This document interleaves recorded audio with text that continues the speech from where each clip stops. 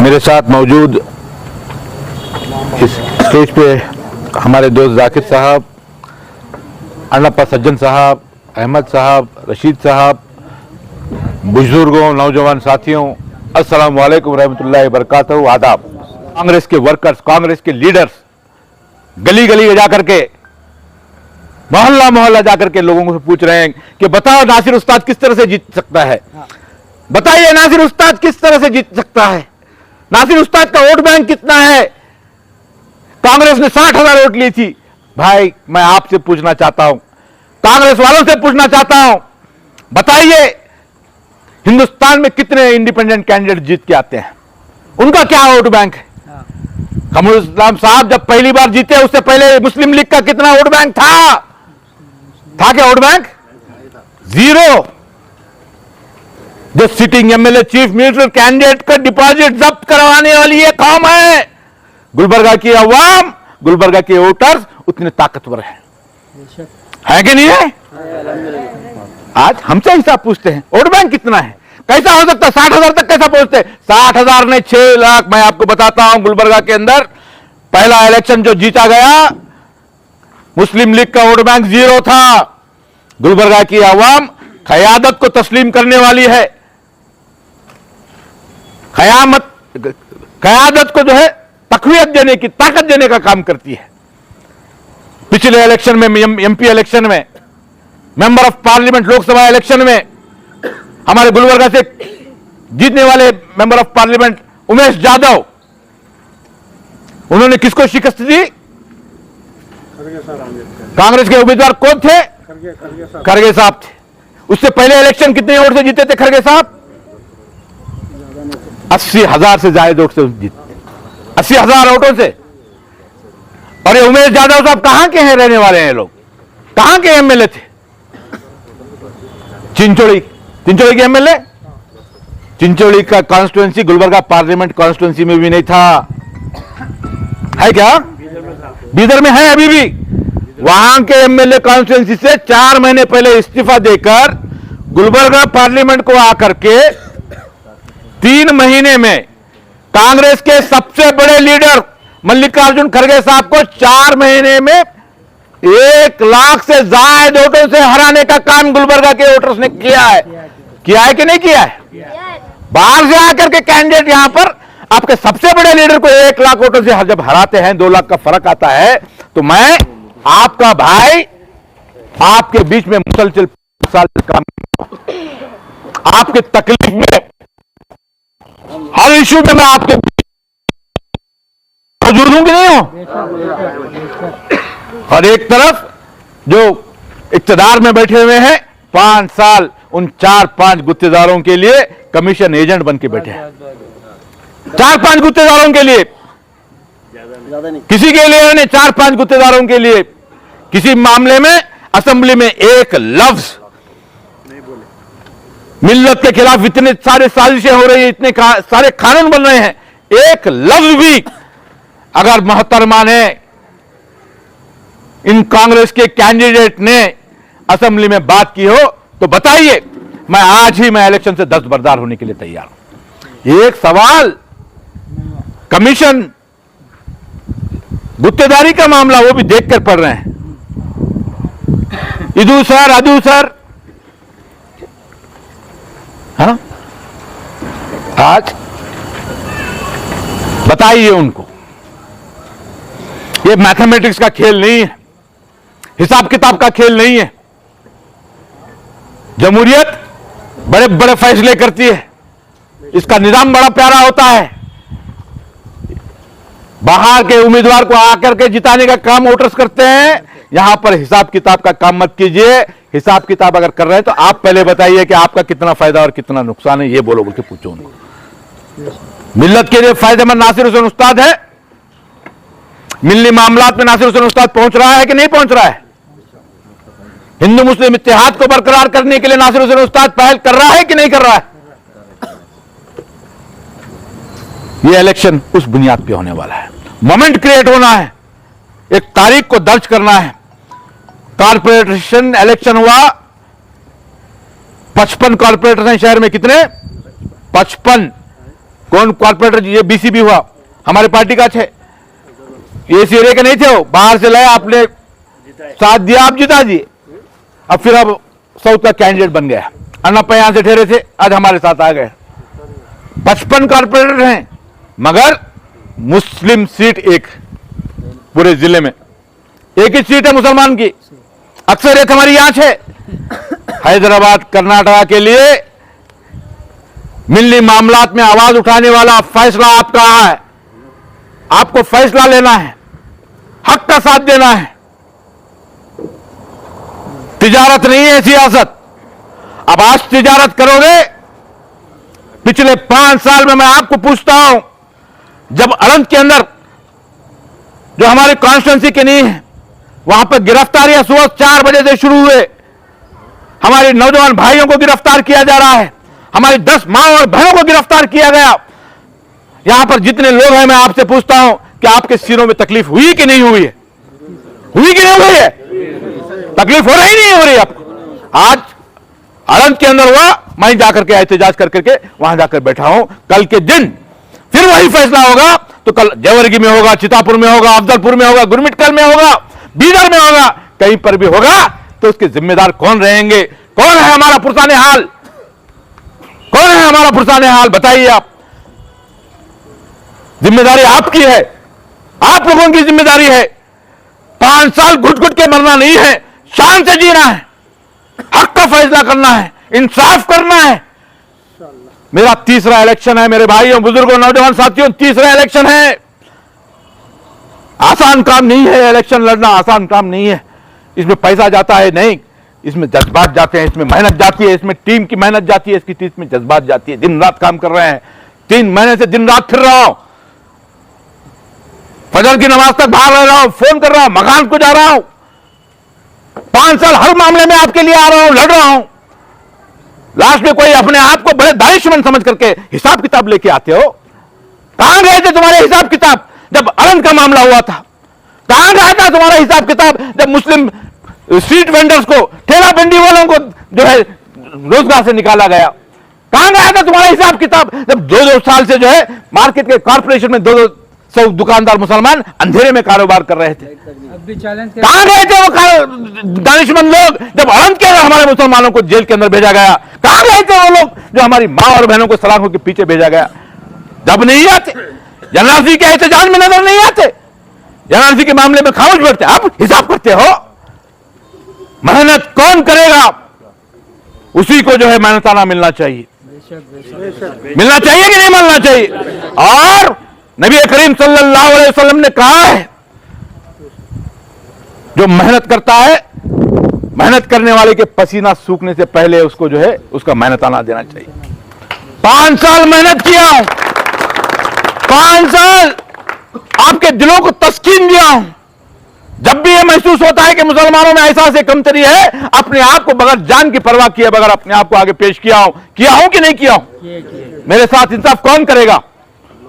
कौन करना चाहिए मेरे साथ इंसाफ? आप लोग इंसाफ करेंगे, इंशाअल्लाह ताला अल्लाह उसको जो है हमको जीत दिलाएगा। कैसा जीतते? कैसा नहीं जीतते? कैसा नहीं जीतते वो होना चाहिए। अगर कैसा जीतते, कैसा नहीं जीतते, हमारी इस्लाम की तारीख और अपने आप को मिल्लत के हमदर्द बताते हो। मिल्लत की तारीख तुमको नहीं मालूम, मिल्लत क्या है तुमको नहीं मालूम, इस्लाम क्या है तुमको नहीं मालूम, मुसलमान क्या है तुमको नहीं मालूम, कैसे जीतते हो? अगर मुसलमान ये हिसाब किताब करता, एक रेगिस्तान में निकलने वाली एक कौम दुनिया के 2/3 मुल्कों पे हुकूमत नहीं कर सकती थी। हिसाब किताब करते, कैसा होगा इतनी बड़ी रियासत फारिस, रोम, उस पर कैसा कब्जा करेगा? हक 313 1000 पे भारी नहीं हो सकते थे अगर हिसाब किताब करते तो। हिसाब किताब करते तो होता। मैथमेटिक्स का अगर करते कैसा होता बताओ जी? 313 कैसा जीतते? 1000 के ऊपर जीतते। हक अगर साथ में है, तुम्हारे दिल में अगर ईमान है, तुम अगर सच्चे हो, तो इंशाअल्लाह अल्लाह रब्बुल इज्जत उसका साथ देगा, दिलों को फेरने का काम करेगा। फैसला उस बुनियाद पे कीजिए, हिसाब किताब नहीं है। मेरे वालिद बुजुर्गवार अपनी जिंदगी कि 30-40 साल अवाम के लिए खिदमत किए हैं। बात 1972 के फसादात के अंदर बात क्या बाजार जनता को देखिए, पूरे लोगों को छुड़ाने का काम मेरे वालिद ने बुजुर्गवाद ने किया है।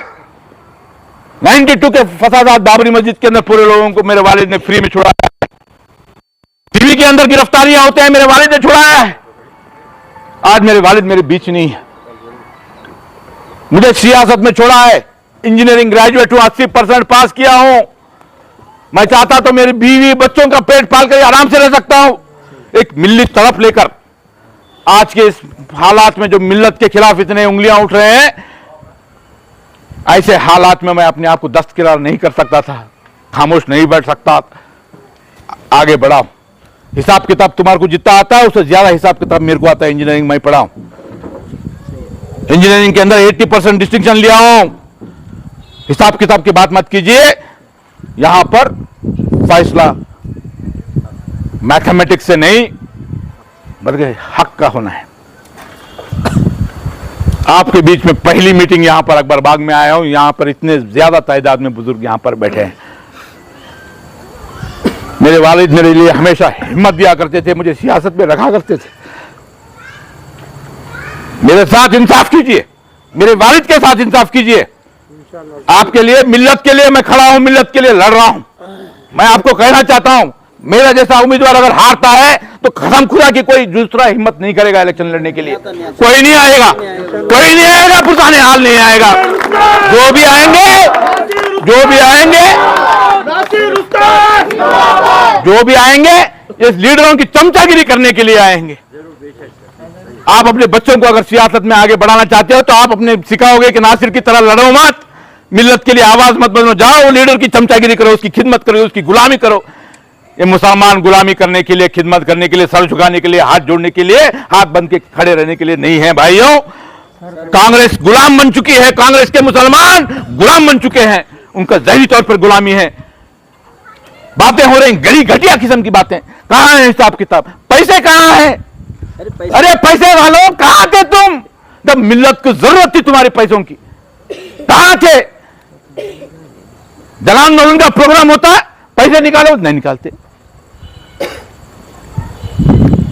पैसे होना, ईमान वाले को पैसे होना वोट के लिए। आवाज जब दिया मैं जन आंदोलन के अंदर, आप मेजबान है, मेहमान नहीं है। गरीब चाय वाला जिसकी बंडी है, 5000 चाय जो है जाके फ्री में बांट रहा है। गरीब बागवान जिसका ठेला लगता है वो आकर के एक ट्रक माउस बांट रहा है। ये दिल हमारा है। 78 के अंदर इलेक्शन, आप लोगों का तारीख इलेक्शन रहा है। कमर साहब पैसे देके वोट लिया आपको? हाँ, एक दो मामला हुए थे मार्केट के अंदर, ऐसा हुआ गिलादत फेंके, ये हुआ, लड़ाई हुई। आज अरे मस्जिदों तक पहुंच गए जी। मार्केट के मस्जिद पे आकर के वो छोटा बच्चा चंदू पाटिल, उसकी हिमाकत कितनी, उसकी मस्जिद के बाहर आकर नाचता है, नाच रहा है। वही बोला ना, गुलबर्गा नॉर्थ को हमारे रशीद साहब बोले पाकिस्तान बना देते। अरे तेरी पाकिस्तान का चाहने वाला तू है, तेरा बाप है मोदी है, नरेंद्र मोदी है, आरएसएस है। हम हिंदुस्तानी हैं, ये मुल्क हमारा है, हमारे हर्ष नस में हिंदुस्तान लिखा हुआ है, हमारे हर्ष खतरे में हिंदुस्तान लिखा हुआ है। हमको हिंदू पाकिस्तान बोलता है। तो इस मुल्क को कुर्बानी हमने दी है, इस मुल्क हमारा है। आज ऐसे ताकतों के खिलाफ, ऐसे बात करने के खिलाफ एक मासूम घरेलू औरत को आप पेश कर रहे हो। शर्म आनी चाहिए आपको, शर्म आनी चाहिए। याद रखिए 5 साल हमने अपने आप को मार मार के दिन गुजारे हैं। जब एक एक मामला आता था तो अपने आप को मार लेते थे, ये क्या मामला है भाई, कितनी जुर्रत कर रहे हैं। हुआ नहीं हुआ आपको? क्या साहब, ये इमाम साहब को रिंग रोड पर याद है, कोविड में ये केस रजिस्टर नहीं कर रहे। अरे उनके रिश्तेदार, उनका भांजा हफ्त गुम्बद चौक पे मार रहे हैं, एक केस रजिस्टर न को। अरे तुम अपने रिश्तेदार के, अपने भांजे के, अपने एमएलए की हिफाजत नहीं कर सकते, मिल्लत के नौजवानों की क्या हिफाजत करोगे तुम? क्या हिफाजत करोगे? ये सियासत आसान खेल नहीं है। इक्तदार लेना शौकिया काम नहीं है, कमीशन खाना नहीं है। आप इक्तदार में हो तो आपकी जिम्मेदारी बढ़ती है, जिम्मेदारी बढ़ती है। उस जिम्मेदारी का अगर एहसास नहीं है तो सियासत में मत रही है सियासत में। ये एक तारीखी इलेक्शन है, तारीखी इलेक्शन है। यहां पर चूक नहीं होगी इंशाल्लाह। बहुत परेशान है। मैं आपको 2 महीने 3 महीने से बोल रहा हूं, लोग आएंगे हमारे बीच, लोग आएंगे हमारे बीच। 1 महीना खाएंगे, 4 साल 11 बजे क्या 3 महीने से बोल रहा हूं, आखिर में आएंगे वो लोग जो कभी नहीं आए। घर निकाल करके बड़े बड़े करोड़पति बाहर निकल के बोलेंगे भाई सीट बचाना है। बेशक सीट बचाना है, नासिर हुसैन उस्ताद को जिताना है, बेशक सीट बचाना है, इत्तेहाद को कायम करना है, नासिर हुसैन उस्ताद को जिताना है। यह होना चाहिए नारा। सीट बचाना है, रहने मैडम इस रहने, ये क्या है? ऐसा कैसा होता? ऐसा कैसा होता? 5 साल हमारे नौजवान गिरफ्तार हुए तो तुम आते नहीं? ये जो आते ना, कहाँ रहते हैं उन्होंने? 5 साल लड़ना नासिर। आज एफिडेविट फाइल हुआ। मैं बहुत से मामलात बोलना चाहता हूं, वक्त बहुत हो चुका है, ज्यादा वक्त नहीं। पब्लिक मीटिंग्स का दौर शुरू होगा। मैं आपसे सिर्फ इतना ही अदबन गुजारिश करने के लिए आया हूं, मेरे साथ इंसाफ कीजिए। इंशाल्लाह इंसाफ होना चाहिए मेरे साथ। मेरा हक है आप पर, जरूर, और हमारा हक है आपको देने का। बिल्कुल। आपके लिए मेरे सीने में तड़प है, मेरे उस तड़प को लेकर के आपके लिए लड़ रहा हूं। अगर आपका दिल मेरे लिए नहीं धड़कता, मेरे लिए कोई एहसास नहीं रखता, तो मेरी लड़ाई बेमानी हो जाएगी, मेरी लड़ाई बेमानी हो जाएगी। अल्लाह के वास्ते जितने भी अब तक अपने आप को कांग्रेस के वर्कर समझते थे, ये मत सोचिए कि नासिर हुसैन उस्ताद नहीं गलेगा। मैं दोनों हाथों खोल करके उनका मैं वेलकम करता हूं। आइए इस मूवमेंट के अंदर ज्वाइन कीजिए। इस तारीख को बनाने के अंदर आपकी अहम किरदार होना चाहिए। जनता दल सेक्युलर, नासिर हुसैन उस्ताद का दिल खुला है, आप ही यहां पर रहेंगे। इंतशार मत कीजिए, अपनी ताकत का मुजाहरा करने का इलेक्शन नहीं है। हम बताते हमारे पीछे कितने वोट है बोल के जाकर के आप करेंगे। 5 साल पूरी मिल्लत, 4 साल 11 महीने, पूरी 5 साल अभी आंसू बच्चे हैं, इनके सीनों में एहसास से कमतरी। हम कमजोर हैं, हमको मार खा के खामोश रहना है। हमारी मस्जिदों तक कोई आएगा तो हम बर्दाश्त करना है नहीं। उसके जिम्मेदार वही लोग होंगे जो हिसाब किताब कर रहे हैं, मैथमेटिक्स कर रहे हैं। मैथमेटिक्स का काम नहीं है। मैं आप लोगों से सिर्फ इतना कहना चाहता हूं कि आप आज से ही अपनी अपनी घरों में हमारी माँ और बहनों को, नासिर हुसैन उस्ताद का निशान क्या है? इस भारे वाली औरत को अपनी माँ और बहनों तक आज ही पहुंचाना है। बताना है कि नासिर हुसैन उस्ताद ने क्या क्या काम किए हैं, हाथ को वोट डालने से कितने नुकसान हो रहे हैं। बोलेंगे आप लोग? वादा है आपका? भाइयों बुजुर्गों, ये इलेक्शन मुसलमान के वास्ते क्या है आप लोगों को समझ में आता।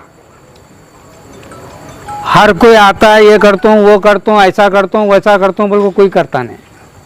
अब नासिर उस्ताद हैं, हर जगह आगे बढ़ते हैं। महबस मस्जिद में 40वां बजाने वाले थे वो लोग, कौन गए सामने? नासिर उस्ताद गए। अकेला आदमी जाकर बैठा, कोई है साथ में? नहीं है। भाई मुसलमान भाई लोग अपने अपने घरा में बोल के, माँ बहनों को बोल के, एकता बना के नासिर उस्ताद भाई को अगर जितेंगे तो मुसलमान का फख्र है। नहीं तो तुम लोग ये जो गोश्त खा रहे हैं ना रोज, नहीं खा सकते। चंदी पाटिल साहब तो ऐलान करें, मैं छोटा मोदी बनकर आऊंगा यहाँ।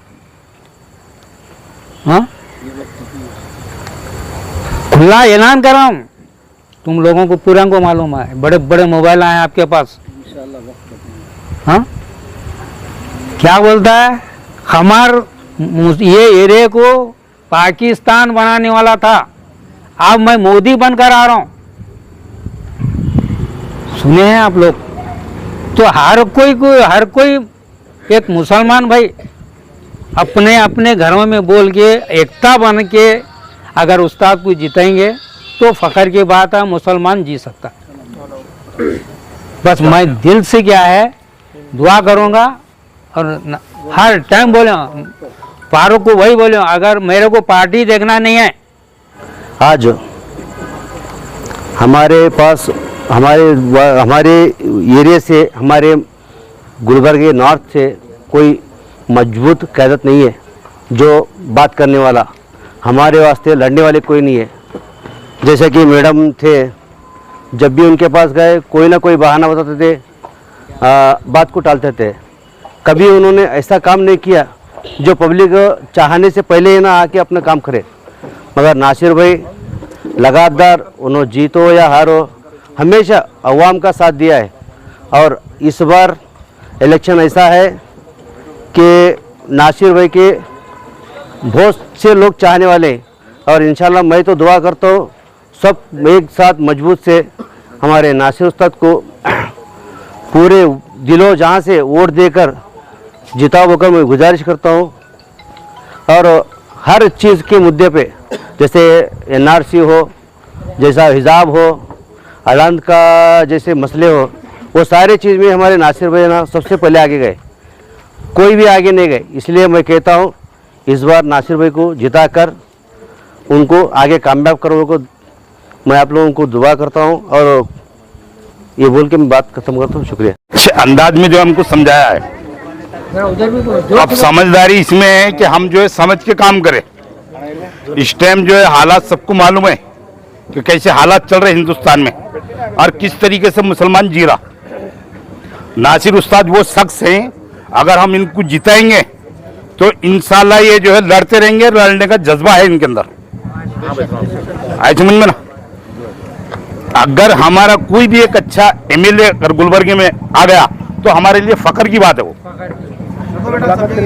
हमारे लिए फख्र की बात है।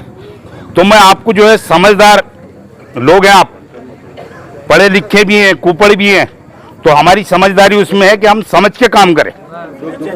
हमारे अंदर वो लोग जो है पूरे एकता हो गए सो ही इलेक्शन जो है कंपटीशन का है, वो उनके छोटे बड़े सब एक ही तरफ जा रहे वोट। हमारे वोट क्या है मालूम है, फट रहे। अब फटना नहीं है तो फटना नहीं, हमारे वोट अगर एक तरफ गए तो इंशाल्लाह अगर नासिर उस्ताद आ गए तो हमारी जो है थोड़ी बहुत हिफाजत हो सकती, नहीं तो हमारी हिफाजत नहीं कर सकते कोई भी, फिर कोई लड़ नहीं सकते हमारे वास्ते। इसके बाद है इतने चांस। तो इसके लिए जो है समझदारी उसमें है कि एकता बना के नासिर उस्ताद को अगर हम लाएंगे तो इंशाल्लाह हम कामयाब हो जाएंगे। हाँ, बस मैं ये जो है शॉर्टकट में दो बात बोलना चाह रहा था। अस्सलाम वालेकुम।